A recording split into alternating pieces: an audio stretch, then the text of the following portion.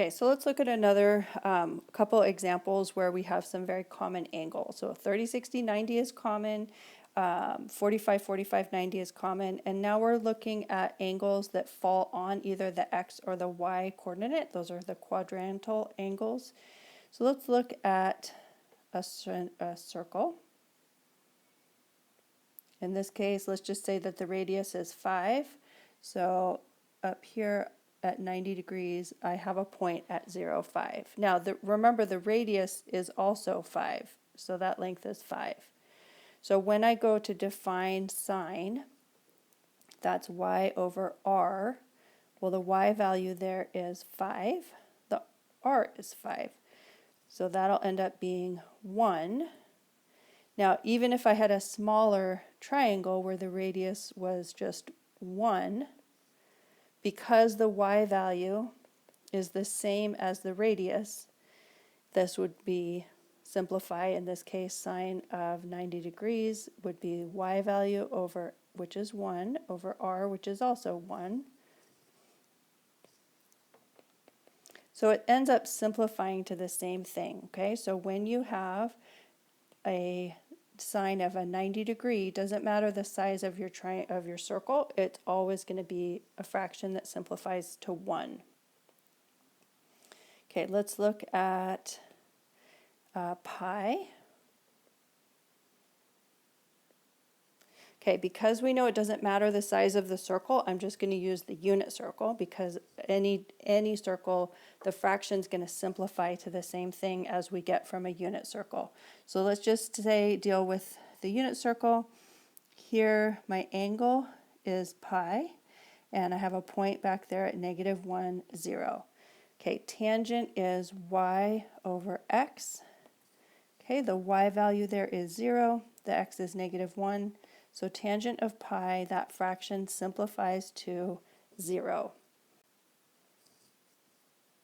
All right, let's look at negative pi over 2.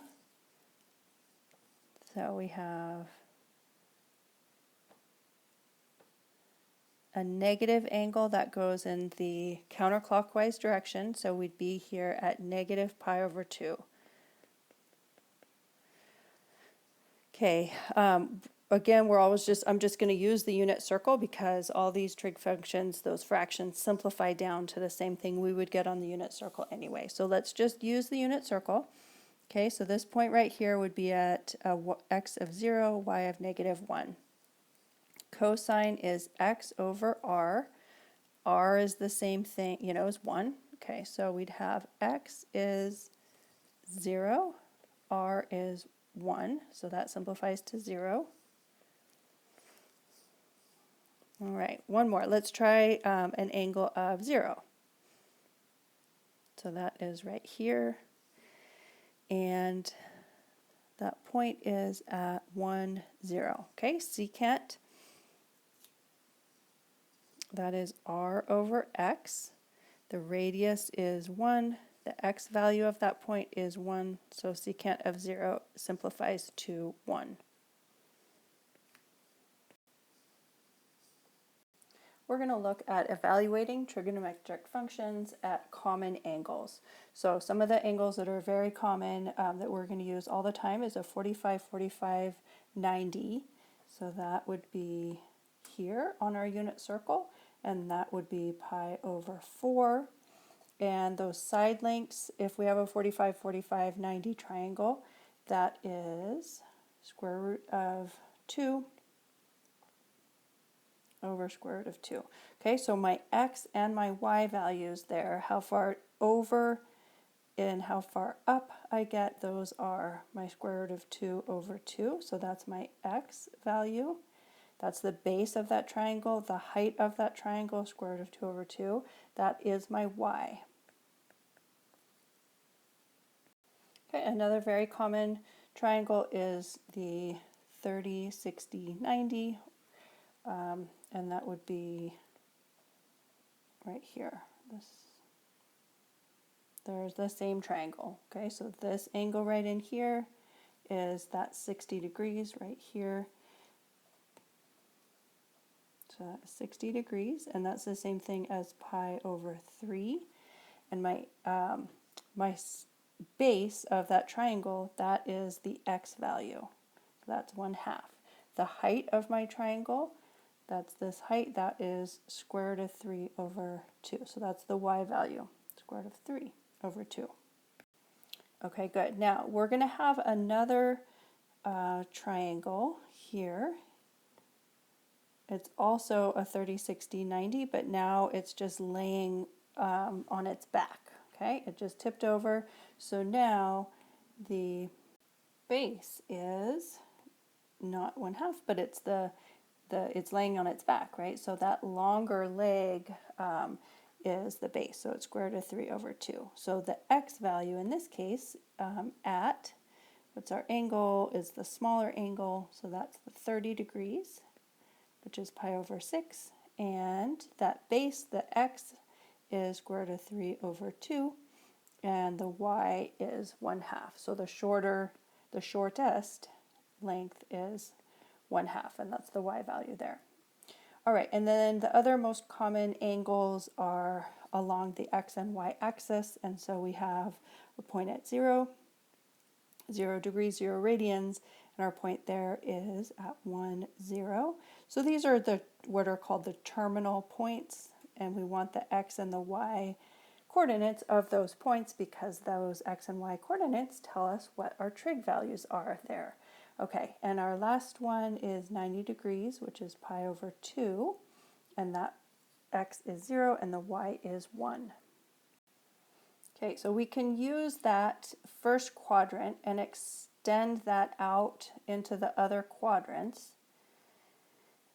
And because we're in the unit circle, sine, cosine, tangent, all of those, the radius on all of these are going to be r, okay? And so our sine is on the unit circle, the y value, the cosine is the x value, tangent is y divided by x, and then cotangent is the reciprocal of tangent, so x divided by y.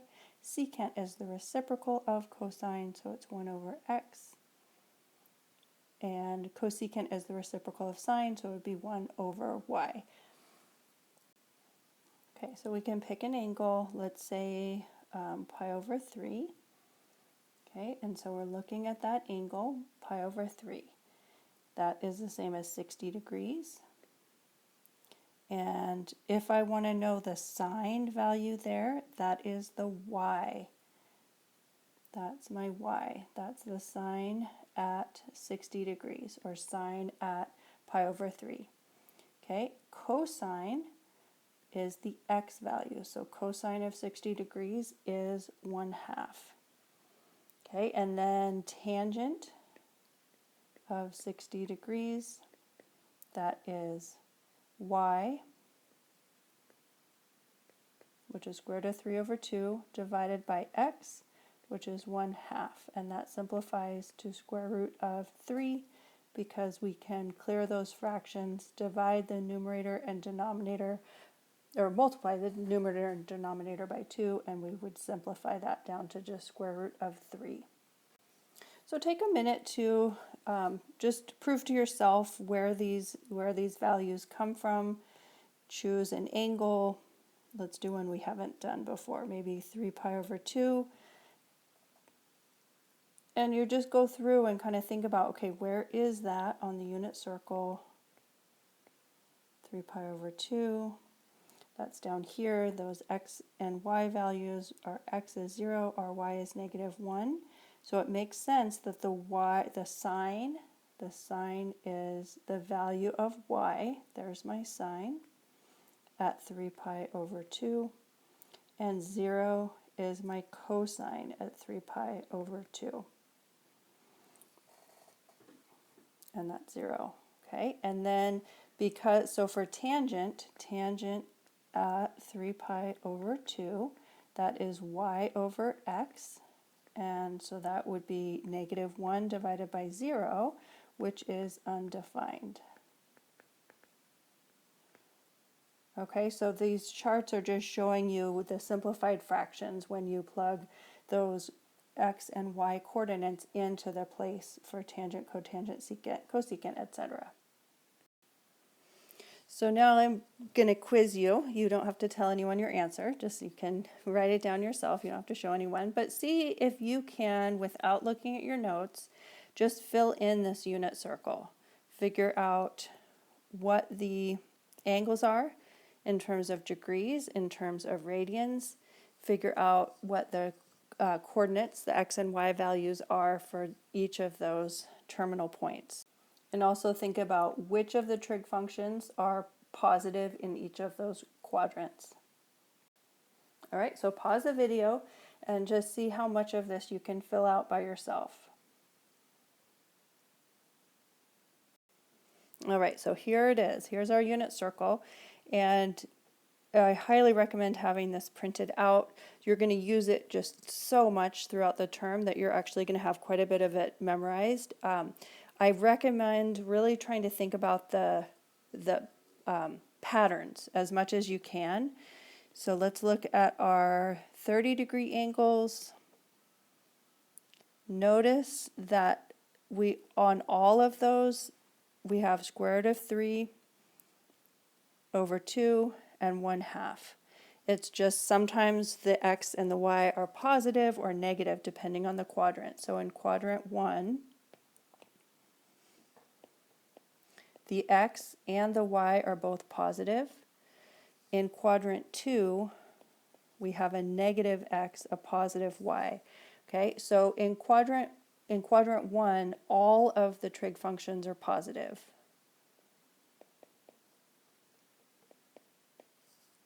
In quadrant 2, because the x is negative, the y is positive. That means that sine and then cosecant, the reciprocal of sine, is also positive. So sine is positive. Okay, in quadrant 3, both x and y are negative. So the sine and cosine, sine is the y, cosine is the x, so both of those are negative, but for tangent, because that is y divided by x, if we have a negative divided by negative, it ends up being positive. So tangent is positive. And let's see, in this one, we have a positive x and negative y, so cosine is positive in quadrant 4. Okay, and then we can look, we also have another 30, 60, 90 degree triangle, but those are these ones where the angle is 60 degrees. And we have 1/2 and square root of 3 over 2, they're just swapped. The x and the y's are swapped. All right, and then finally we have our 45-degree angles. And those, the x and the y values are the same. Okay, it's just sometimes they're positive or negative depending on the quadrant. Another pattern that's nice to notice is that as your y's, if you're looking at your sine, those numbers, basically all of them, you notice they have a denominator of 2. But we have square root of 3, square root of 2, 1, that you can kind of think of that like a square root of, that's the same thing as square root of 1, it's just been simplified. So the numbers go 1, square root of 2, square root of 3. And then the y values are going up as your angle gets bigger, and the x values are getting smaller as those x values are going square root of 3, square root of 2, and then 1. So we're going to do some examples and we're going to use that. So the first one is find the terminal point associated with each angle on the unit circle. And then we're going to define sine, cosine, and tangent of those angles. Okay, here we go. So we've got an angle of 31 pi over 6. So let's see, 31 pi over 6, that's certainly more than one rotation. 2 pi is one full rotation in terms of 6. That would be 12 pi over 6. let's see, maybe it's even more than 2 rotations. 4 pi would be the same thing as 24 pi over 6. Okay, so we're going more than 2 full rotations. So let's subtract 24 pi over 6 and just see how much further we have to go, which is 7 pi over 6. Okay, so we've gone 2 full rotations and then we're going 7 pi over 6. Okay, so that's the same as if we just went right to 7 pi over 6. So sine of 31 pi over 6 is the same as sine of 7 pi over 6, and that is y over r, but it's a unit circle, so r is 1. So it's the y value of that point right there, which is -1/2. Cosine of 31 pi over 6 is the same thing as cosine of 7 pi over 6, which is the x value on that unit circle, negative square root of 3 over 2. Okay, and tangent is y over x.